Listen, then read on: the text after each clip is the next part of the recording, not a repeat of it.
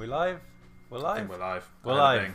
Hey guys, you're watching Tech Radar 2 a week live streams. I'm Basil. I'm James. And today, the Thursday show, generally we're covering news and stuff that we've seen in the week. What have we seen this week, James? What have we seen this week, Basil? What have we seen? Hang on. We've seen the Nokia 8. Wrong phone. Although, actually, so James has the steel one. I've got the glossy black one, and it looks really similar in finish to the Galaxy S8 and S8 Plus. But yeah, we both got the Nokia 8s to review. And we were at the event yesterday in Tower Bridge. We're going to talk about it in a lot more detail 24 hours in, our impressions with the phone. But before we jump into that, if you're not already subscribed to the channel, subscribe. It's how you'll stay on top of everything that we do. Down below. Actually, we're not going to talk about this now. Let's talk about the other news, and then we'll come back. If you are in the chat room, hey everybody, we've got Tammy, we've got Rashad, we've got Osman Kami and Genesis Designs. Hey guys. Hey guys, everyone. Fire any questions about the Nokia 8. We'll probably answer them towards the end. But there's been other stuff going on, hasn't there? Yeah, and if you've got any questions about what we're talking about as well, be sure to put them in as well, and we'll try and get to them later. There's a lot going on, but there's a lot coming up. Is more than anything. It's like so Christmas. many rumours. Yeah, pretty much. But also in terms of actual solid phone news, this week's been reasonably quiet. But the big thing that we heard in the last 24 hours essentially is we know Huawei is hosting an event on October 16th in Munich. We think it's the Huawei Mate 10. We don't know for certain, but it would make sense. It's about that time of year that they're going to announce a new one. So that's quite exciting. Are you excited for the Mate 10? Yeah, I'm stoked. I really hope they whack a Quad HD screen in there. They've always had nice big 4,000 milliamp batteries. They've introduced a dual camera tech with the OIS. They've done a load of cool stuff with the Mate 9. It's such a solid phone. Earlier in the week, some renders were going around that everyone thought was from Huawei. Turns out it wasn't actually from Huawei. It was just someone who made a render video. But everyone, all of the tech sites got excited about it. And when they were talking about the edge-to-edge Quad HD screen, everyone got really thrilled about that. So I think if it isn't like that, everyone's going to be very disappointed. Yeah. So historically, Huawei's generally stayed clear of AMOLED displays, except for the Porsche design Mate 9. You never know; they may get an AMOLED screen in there. A nice big edge-to-edge AMOLED display. I think we've seen one of those before. The Porsche design Mate 9 was what the Mate 9 should have been, in my opinion. I really like the Mate 9, but it wasn't a Mate. Sure. It's what the Huawei P10, P9 should have been. Yeah. I get you. I completely agree. It was a really great phone. I remember picking up the Porsche design and just being like, this is better. I really enjoyed it. I only used it for a good amount of time at the hands-on event, and then used the Mate 9 for the review. But you can't forget the price. It was €1,299. But it's only that high because you put Porsche on the back. That's the only reason for that. The Samsung is pretty much exactly the same tech. And it's still a bit cheaper. Definitely. The other story we want to talk about this week. Sorry. No. I was just going to say October 16th we'll be there. So make sure if you're interested in Mate 9, fire us anything you want to know in the full review. We hope we're going to be there. We've got the invite, so so this should let us in, hopefully. The other thing we want to talk about today is the Essential phone. We found out earlier this week that it would be shipping next week. So from August 21st, if you've already ordered an Essential phone, you'll be receiving it, and that has been long delayed for quite a few people. That's only for the US though, and only for people who've bought the black one. I think if you bought the white one, you're going to have to wait a few more weeks, is what Essential phone have said. And that could mean even longer than those few weeks if there are any further delays. I've pinged everyone who's in the chat room that news story into the chat room, so that if you are interested, you can see the specifics on techradar.com. Essential phone's exciting. We don't really know what's happening with it in the UK and around the rest of the world. It's kind of a strange one because it's such a small company and it's only a certain amount of stock and delays and all that kind of things added up. But they're an interesting new player. Are you excited for it? Or I am, but like you said, it's we don't know that much, and there's kind of a threshold of stuff that we need to know in order to really have our appetites whet. And it just feels like such a distant dream for us here in the UK. But if I was in the US, I'd be really stoked right about now, especially if I'd ordered one.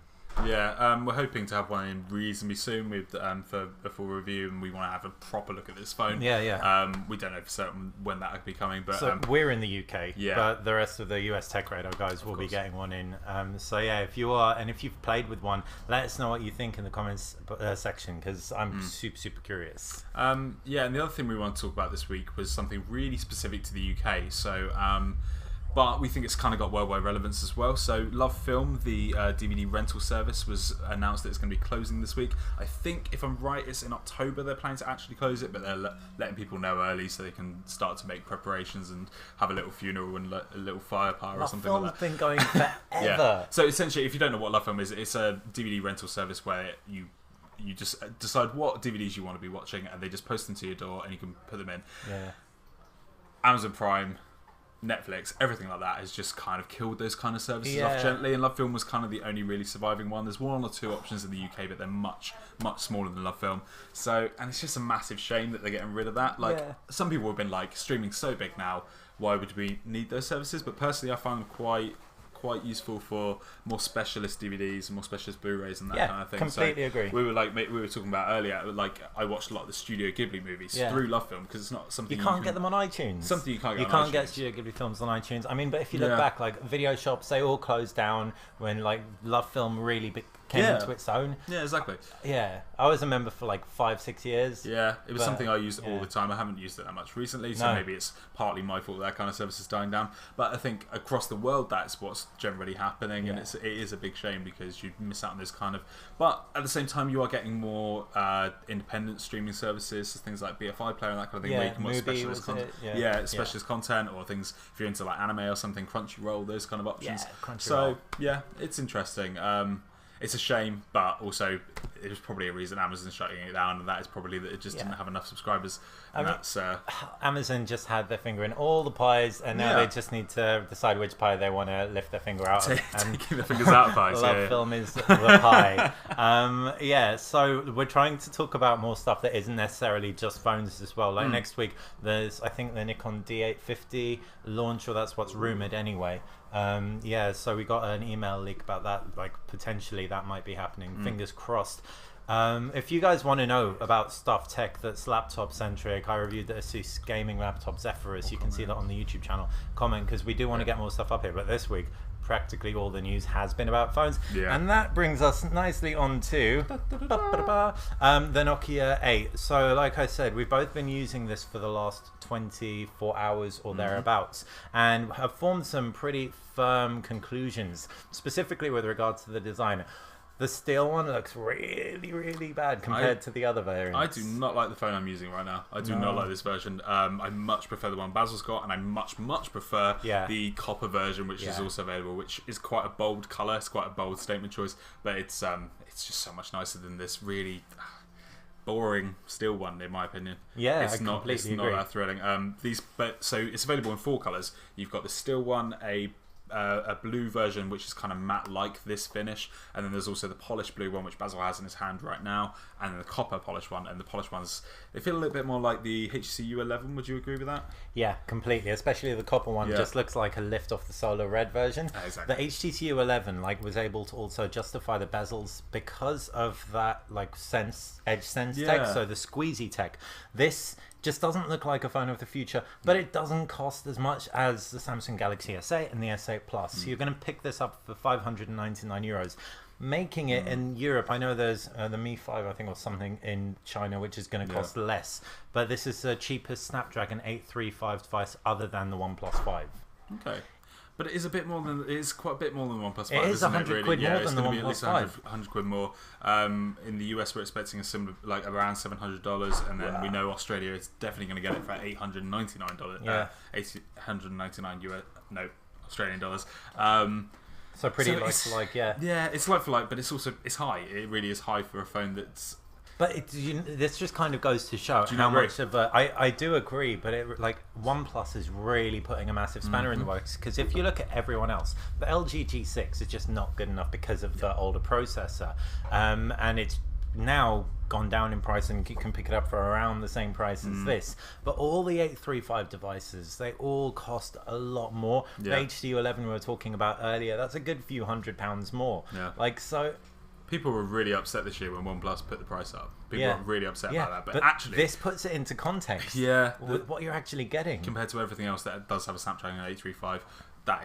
That's by far the cheapest phone, and by quite some way. You're talking £100. So So what do you think of it? What do I think of the phone so far? It's okay. I do. I like the software on it. I like quite a lot of it. I think I am finding it quite speedy right now. Yeah. I'm finding the fingerprint sensor good. I'm not enamored with the camera so far. Limited testing, obviously. I've only had it for 24 hours or so, not even that yet. So we were trying to take some photos last night on Tower Bridge, trying to take photos of London, and they're quite impactful shots, but then after, I'll see if I can get some of them up actually. But yeah, when you actually start pixel peeping, I wasn't very impressed. So you've got two 13 megapixel sensors on the back. One is color, one is monochrome. You can use each individually. Yeah. I don't know why you really want to for just the color one, but the monochrome one's quite good fun. It's so weird. And then obviously it combines those images, for bokeh effects and that kind of thing. How have you found the camera so far? So I love the OIS. The video is really, really good. It keeps everything nice and steady. Handshake is... So like that was one of my big things with the OnePlus 5 when we first got it, especially the first software iteration. Since then it's been updated and the camera performs way better. But the video on the Nokia 8 and the OZO, I tried that out. Yeah. And I don't know how much of it was like psychological. I need to do two phones against each other. But this isn't really going to show much. I've just realised on this live stream camera, but... We'll put the Nokia 6 hands-on, Nokia 8 hands-on review into the list, and that also has some camera samples in there. Only a few limited ones so far, so you can actually see for yourself and see what you think of it so far. But yeah, so 13 megapixel cameras with which record up to 4K, optical image stabilization, front 13 megapixel camera as well. Yeah, and like video recording on the front camera too is really, really sweet. So I was impressed. It's just the fact that the user interface is so unintuitive. It's incredibly confusing, and the way they've integrated the bokeh effect, I like how a normal human being is gonna figure out how it's done. Yeah, it's not that easy to use. I but don't know if you can see now the you're in black and white. Well so to put it into context, just a really quick example. He's in black and white. Jump into video. I now want to go into full color. I haven't got the option to go into full color within the video settings. I have to go back into photo, flick to full color, and then jump back into. It's a very convoluted user experience. And Nokia needs to address that if they want to be competitive. Even if they scrap the bokeh effects and the monochrome and just stuck the stock camera launcher on here, that would be better because it would be less confusing. So the other thing that they're really pushing with this is this whole bothy thing. Oh god, I hate that word so much. so much. If you missed it, hashtag BOFIE or THIE. THIE. So it's selfie, but with two people essentially. Yeah. So the idea is that you're shooting through the front camera and through the back camera at the same time, so you can get reaction shots when you're looking at something. For example, as you can see, there's the back camera and there's the front one. You know what? So and again, okay. So if any of you guys have a YouTube channel, then you'll know that you probably have multiple accounts, YouTube accounts, linked directly with your email address. When I tried to live stream Bothy to the Tech Radar email YouTube channel, that would have been amazing, proof of concept. But you can't stream to a secondary YouTube channel attached to your email address, only the primary one. So there is no way that, and we got the product manager over to help, and she was like, you can't do that. And I was like, so you're saying that I can't stream to the Tech Radar YouTube channel Bothy, and that's the whole and she was like, no. So I feel like they rushed it out, and if they didn't rush it out, then it's just like they need some help with their UX. And it's also something we've seen before. It's nothing particularly new. So it's what they're really hooking this device around. I'm expecting the marketing to be very heavy on this, from like the videos and stuff we saw at the launch. The live streaming thing you haven't. Yeah, the live streaming thing is new, which is why I was actually excited about it. But yeah, I mean the M8, the One M8, like you could record on the back and front camera. 4 years ago? Yeah, exactly. Yeah, it's not the most thrilling thing, and I'm a bit worried that that's the USP that they're pushing with this, really. I think the USP is on the back. You think? It's the Nokia name. Yeah. Yeah, even though this doesn't feel like a Nokia phone. In fact, there is one thing that you can do that will make this phone feel a little bit more like a Nokia phone. That's why I had to download that app earlier to try and make our associate editor, Gerald Lynch, happy, because he was saying he was using the phone just really briefly in the office, and he was just saying it's a bit disappointing that all the kind of Nokia... or the sense of Nokia has been lost from this because it's Android. It's not got anything that you recognise as Nokia, apart from that name on the back. Yeah, basically. He was like, doesn't it even have snake? There's no snake. That's what he means. Yeah. So it's like they've missed the trick with regards to like appealing to, from at least my point of view as a massive phone geek, the Nokia fan, because the Nokias of old would always appeal to the camera, the user interface. They introduced the Ring system that then Lenovo and Samsung lifted with the Galaxy camera and the Lenovo Vibe, the one where you could control the manual focus, manual shutter speed, etc. There is no manual controls over the camera on this phone. This is a flagship. It is the only flagship out now, aside from the iPhone, that doesn't have it. It is supported if you download a third-party app, but especially for a Nokia. That is a really strange decision. Yeah. So I want to love it, and I'm enjoying using it in day-to-day life. Like in 24 hours, the screen's great. It's got like 500 and something pixels per inch. 5.3 inches is also a great sweet spot between like the smaller and the bigger phones. Yeah, definitely. Like I think for people who want a slightly smaller phone, but there aren't that many options out there at the moment. No. So if you want to be slightly smaller than 5.5 inches, this is kind of a good size. It's not as small as the Honor 9 or anything like that, or if you go for one of the compact phones, but yeah, it's 5.3 inches. Just feels just about right. Just about right. F2 front camera, F2 rear cameras. The front camera is epic. Performance is good. 4 gig of RAM. I ran a benchmark on it, and it was like, I think it placed third in Antutu out of the current lineup of phones. So it's going to be a really solid phone. But last thing, and you can't really tell this on the first day, because on the first day, that's when all your applications are like installing, updating and everything. But I was at like 13% battery by 3 p.m. and that doesn't bode well for the rest of my review. I reviewed a lot of phones in my life, and so I'm guessing it's just in the lower percentages, isn't it? 3090. But as you say, it's starting up. The battery needs to bed in. There's lots of little different nuances there that may be the problem. So fingers crossed that the battery will actually be better, and you can expect probably a full review within the next week or so. That we're hoping to get both a written review up and video review up as soon as possible. Wednesday you've got a Samsung event. I don't know what that's going to be. So I mean, we're going to have other things to do, but we will persevere to get this out. Fingers crossed. We've got loads of comments. Have we? We cool. do. So first off, some more highs. Hey Justin Yap, he seems to be into the Justin. essential phone.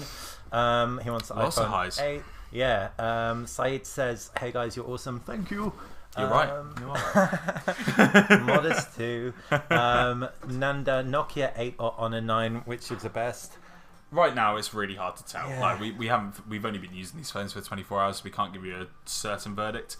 But look at how much was in it price-wise difference. But we do know the price-wise difference. So at the moment, I would lean towards the Honor 9. What's the Honor 9? Do you know the Honor 9 in euros? No. So I guess if it's 500, it'll be like 100 and something in it or something. Yeah. 100 quid in it. Yeah. So at least around £100 or €100. So I would lean towards the Honor 9 at the moment, but wait for our full reviews. It's only going to be about a week or so. But I can tell you now, don't rush out. The camera, based on the image stabilization, especially in video, is better on the Nokia as a standard camera. Yeah. But the effects are much better on the Honor 9. There's a lot you can do with the Honor 9 the Honor 9, because user experience is so good. If you haven't seen it already, check out my 5 top camera effects on the Honor 9. It's so cool what you can do with it. Right, let's see some more. Guess who's in here? The British Unknown. Hey, British Unknown. Hey, man. AKA John Porter number 2. Let's see what else. Nokia 8 design is not good enough. That's from Ashraf. Yeah, it is. It feels like quite a dull design phone this year, I think, because everything is kind of like we're going towards edge-to-edge displays. We're going towards really interesting designs. I think this metal one particularly, but the design of this is actually quite nice. That's what I think. You are missing out on the edge-to-edge display. If you see the copper one, it's like wow. Amor Joshi, he's just messaged asking about the Lenovo K8 Note versus Redmi Note 4. Unfortunately, neither of those devices came out in the UK, so we haven't used them. So sorry we can't answer that one. Sorry, dude. Hey Ryan, just working through your comments quickly. Did you check out that deal I mentioned yesterday with the G6? I haven't, with a 3 deal. I haven't checked. Remember, we got a free LG. The British Unknown. If anyone wants an LG G6 with a free watch, the British Unknown got it on 3. Ping him in the comment section below, because he clearly knows more than us. That is clearly a great deal as well. Very, very cool. So the price of Nokia 8 in Finland is €1,000. What? That sounds high. That sounds very high. Yeah. Are you certain of that? We don't know the finished price, but we've heard 599 euros across Europe. So yeah. So I'm just, in fact, I think we're pretty much agreed. So Sam Horn says agreed. Both was already possible from LG G6s. Exactly. Yeah, it's been around for a while. Well, if I'm right, I think the Samsung Galaxy S4 had a very similar thing feature. where you could have a floating window of the other side of the screen. They're selling it in a different way, and they're selling it in a much more way that you can share this stuff on social media and that kind of thing, which wasn't always the focus on that. Well, I guess it was really, but it's nothing groundbreaking. The fact that this is the big USP is a bit of a shame. Yeah. Sorry about the noise you can hear in the background at the moment. Yeah, building work and stuff. But like actually that kind of brings us to a pretty natural conclusion. Cool. Like the Nokia 8, it seems like a good solid phone with a few like major areas it needs to improve. HMD Global, the brand behind the Nokia brand at the moment, they're like, I guess this is their grace period. Yeah. This is their first flagship.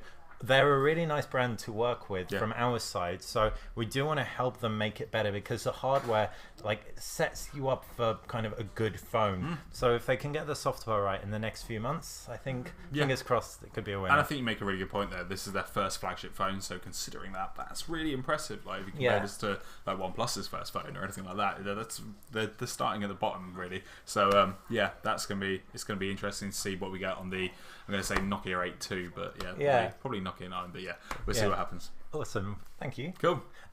Cheers for watching. Any questions again, this video is going to stay on the channel, so you can fire them in the comment section below if you didn't get to it in the live chat. If you subscribe to the channel, we'll love you forever. Bye. Bye.